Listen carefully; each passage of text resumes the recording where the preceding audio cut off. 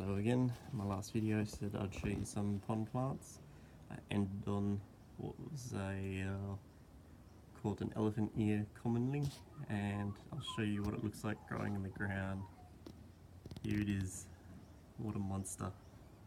This thing is easily bigger than I am. I didn't plant this in here, it was just an accident, but yeah. They grow very well in a fish pond. If you had a huge fish pond, they grow very well just poking up out of the water. Like if you can have this much submerged, just the leaves out, or you can have it in the marshy area of the fish pond. They're great for filtration or a bog filter. If you've got a big enough pond to have a bog filter. These ones are cannon lilies. These are Australian cannon lilies. You can see their growth pattern. They come in many varieties. You can get a burgundy red one that flowers as well. They all do really well in fish ponds because obviously these grow up above the water and then the root system's in the water. If you have them growing like that, they spread like wildfire, and just probably once a year cut them all down to above root level and let them re-sprout, and they grow back and look beautiful. That's the only maintenance you have to do for them, is cut them down once a year, just because otherwise the lower leaves start to do that and then they all fall down and look a bit rubbish. But I'll show you some other plants that you can have in the pond. You can have them in the garden, you can have them in the pond, you can have them as marginal plants. So I don't think there's a lot of information for what plants do well. This is Spathiphyllum. It is good to have. You see some people have it in the fish tank. It doesn't really like to be fully submerged. It likes to have its leaves above the water column, so you can have it in the fish tank, but after about 6 months it's probably going to look a bit crap and die. Roots, if you have them in the fully submerged, is fine. They'll keep growing great guns, but they do like shade if you're going to have them for the fish pond, so you have to have them planted in amongst some taller plants. But they get nice white flowers, just something you can use to break up the colours around the pond edge. Let's see, Vietnamese mint. You can actually have that growing in the bog area, just not fully submerged, but it will grow very well with wet feet. More Spathiphyllum, rocky bamboo. You can have that growing in the pond, above the pond, around the water edge, just as long as it's in a partial shade area. So, the way you determine partial shade, full sun, etc., etc., is just by putting the plant there and seeing how it does after one day. If it goes white and yellow from being sunburned after one day, it's probably not the best spot, because other plants need to be acclimated to full sun areas.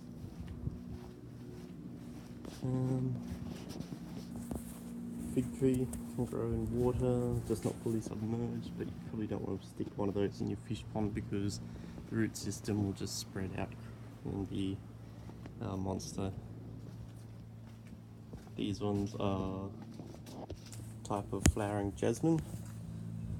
They grow from cuttings. Just cut off the stem, you can cut the trunk there, stick them in water and they'll root. You can have them growing in a basket in the pond above the water. They prefer a little bit of shade, but they seem to tolerate the sun a bit as well. They're these beautiful flowers, and they're good for filtration, and once they started to grow they are pretty much impossible to kill.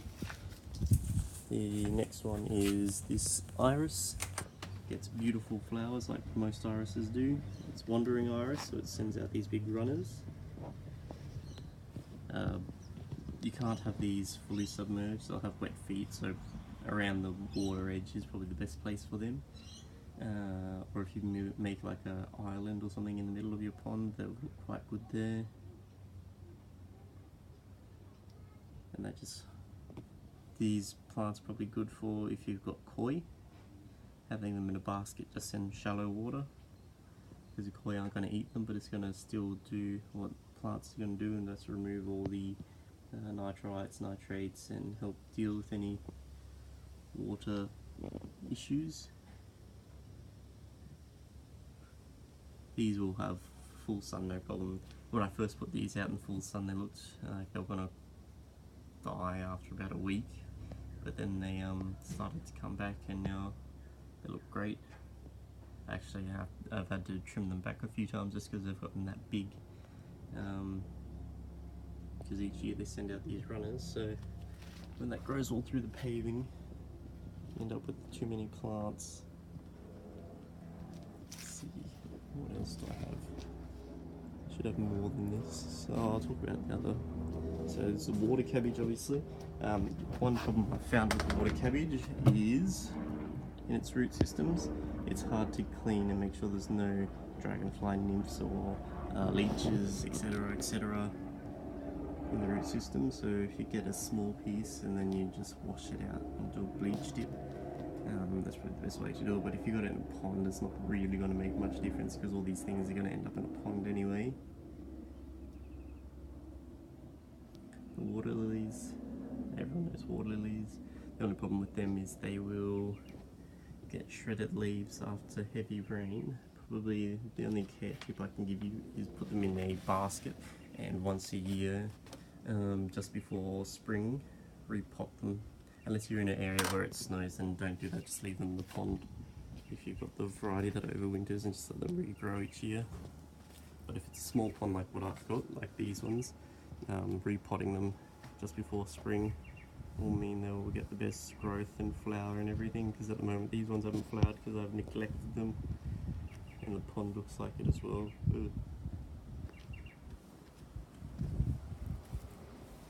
Oh yes, these ones.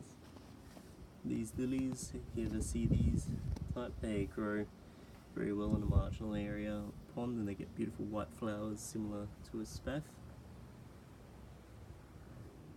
The baby panda bamboo, they're good for water edge. They can have wet feet, no problem, but they can't be fully submerged. There's another one over here, but they great around waterfalls and other things like that. They just really look quite nice, soften the edges of any hardscape.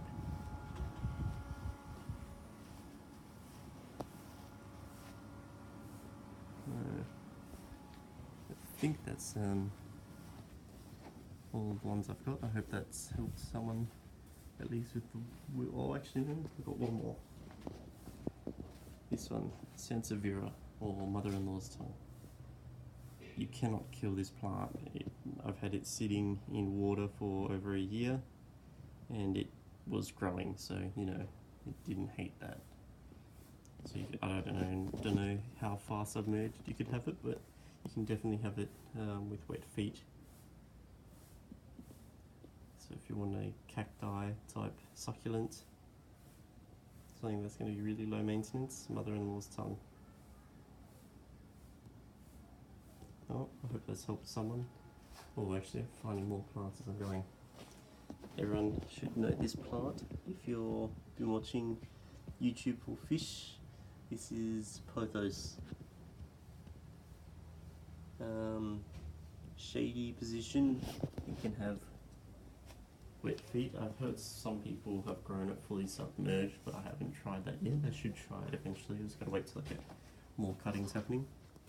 So the way you do the cuttings, I've got this in a jar, it's already sending out the roots. You can't see it from here, I'll just have to get the plant and do a demonstration. So where these nodes are, like this one here, you cut just behind there and separate it from the nodes. So on this one I'd cut here and then behind here and trim off this excess bit, and have the root just sitting in some water, and that's the best way to do the cuttings for them to grow. You usually see someone will cut the entire thing back here and have just this part sitting in water, and then that part has to get enough water for the entire plant. So always cut it here, here, plant the eyes where the root's starting in the water, and then that'll grow 3 times faster than if you just do an end cutting back here and try to get this one root to get the plant to grow. And if you do it that way, you can make the plant a lot bushier as well. So I hope that's helped someone. I'm sure everyone knows the fish tank plants by now because I've done videos on them.